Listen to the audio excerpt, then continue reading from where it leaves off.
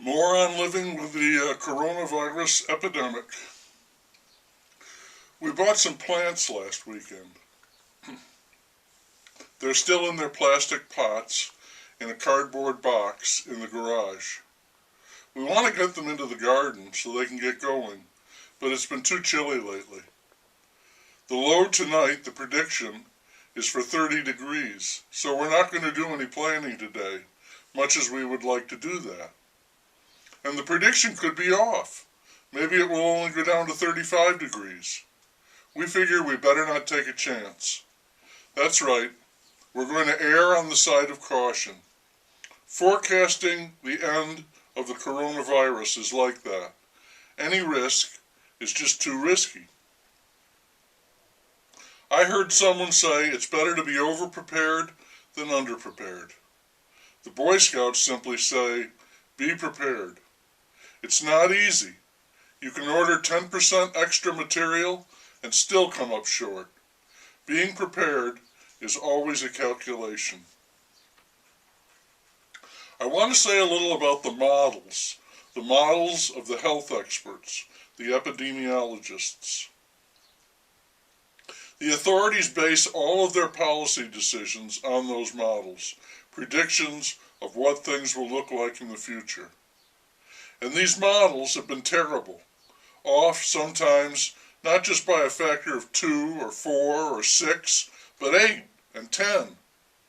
They predicted the number of people who would be hospitalized by the virus in the state on this date, and they were high, 8 times as high as the actual number. So what good are their models? They're no good at all, yet we're basing everything we do on these wretched models.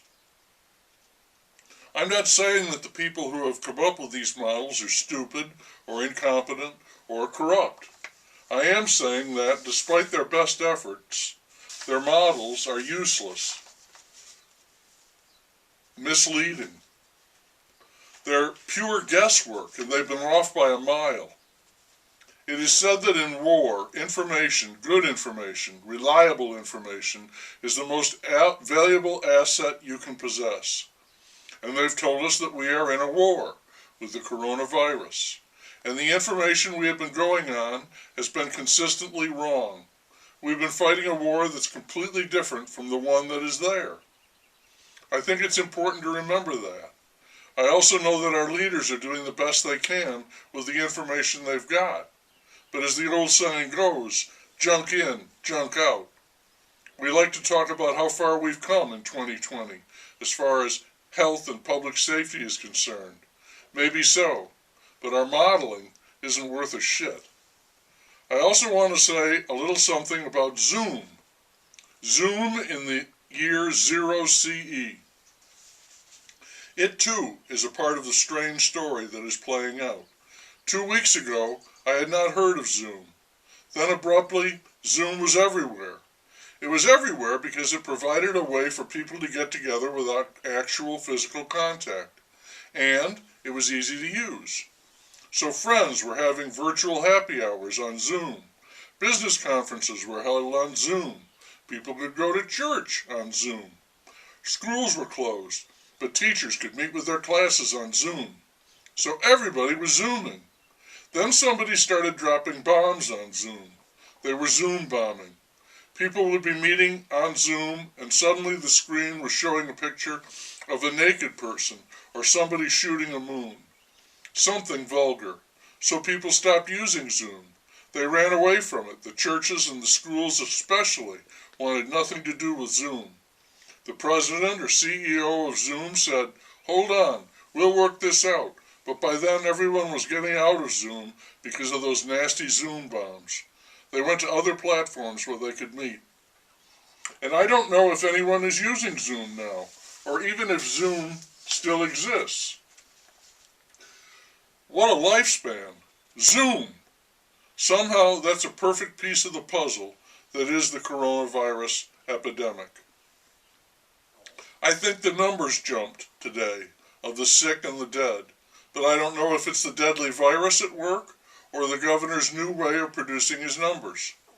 My wife talked with a friend on the phone today. Her friend lives in a little town in western Iowa. I said I didn't expect much was going on there with the virus. She said there were 3 reported cases.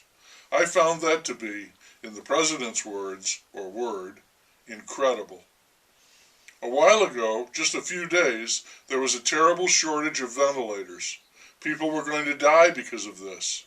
Now they're talking about the buildup of a dynamic ventilator reserve. That's what they're calling it, because they have many more ventilators than they need. I smell a model. And like a boxer working the heavy bag, the trumpet is pounding away at the World Health Organization. No more money for them, along with a few stray shots at China. He's an adversarial guy. He needs more visible enemies than the coronavirus.